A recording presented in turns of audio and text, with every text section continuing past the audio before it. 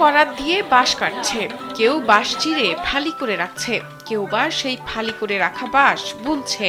নদীর পাড়ে গ্রামের ছেলে বুড়োদের সে এক বিশাল কর্মযজ্ঞ। আসলে কি বলবো, বলার মতো অনেক কিছু আছে, কিন্তু আমরা কার কাছে বলবো? আমাদের এই এলাকাটা আসলে অবহেলিত।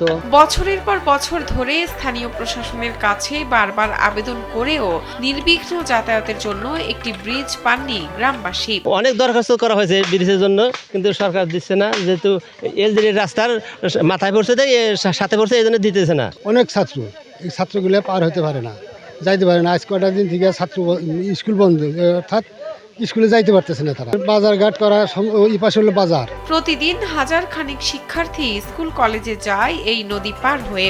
একটা ব্রিজের অভাবে ছাত্রছাত্রীদের নৌকার জন্য দাঁড়িয়ে থাকতে হয় ঘন্টার পর ঘন্টা। স্কুলে 800-1000 ছাত্র যাওয়ায় খেয়ার নিকা খাড়া থাকা নাকি দেরি হয় অনেক, ব্রিজে যাওয়া যায় না, সমস্যা অনেক। এই যে আমরা বাঁশ কাটাই না, পুল দেওয়ার ব্যবস্থা করতে এসেছি। ব্রিজের অভাবে শুধু শিক্ষার্থী না, সাধারণ মানুষেরও দুর্ভোগ পোহাতে হয় প্রতিদিন। এমনকি কেউ অসুস্থ হলে হাসপাতালে নিয়ে যেতেও বিপত্তিতে পড়তে হয় গ্রামবাসীর।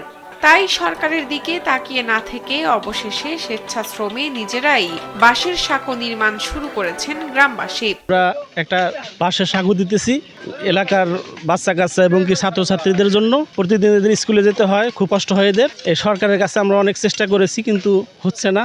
গ্রামবাসীর স্বেচ্ছাশ্রমে সাঁকো নির্মাণের এই ঘটনাটি ঘটেছে কুড়িগ্রামের রৌমারী উপজেলার চর শৌলমারী ইউনিয়নের মিয়ারচর গ্রামে। গ্রামের হলহলিয়া নদীর উপরে নির্মাণ করা হয়েছে এই সাঁকো। বৈঠকেরা এলাকাবাসীর উদ্যোগ নিয়ে নিজ উদ্যোগে আমাদের কার্যক্রম চালিয়ে যাচ্ছি। তবে গ্রামবাসী জানান, বাঁশের সাঁকো নির্মাণ করা হলেও তা 1 বছর যেতে না যেতেই নষ্ট হয়ে যায়। তাই প্রশাসনের কাছে একটি স্থায়ী সেতুর দাবি তাদের। একটা ব্রিজ, বাঁশের ব্রিজ দিলে 1 বছর যায় না, বন্যা আসলে বাতাসে কচুরি বানায় উল্টে যায়, তো আমাদের আবার সমস্যার সম্মুখীন হইতে হয়। স্থানীয় প্রশাসন সবার প্রতি আকুল আবেদন, এ জায়গায় আমাদের একটা কালভার্ট বা একটা ব্রিজের খুবই প্রয়োজন। এলজিইডির উপরে দায় দিয়ে উপজেলার মিটিংয়ে এ ব্যাপারে আলোচনা করার কথা বলেন উপজেলা প্রকল্প বাস্তবায়ন কর্মকর্তা মোহাম্মদ শামসুদ্দিন। রাস্তা আইডিভুক্ত রাস্তাতে আমাদের আসলে কাজ করার সুযোগ নাই, এটা মূলত এলজিডি করবে।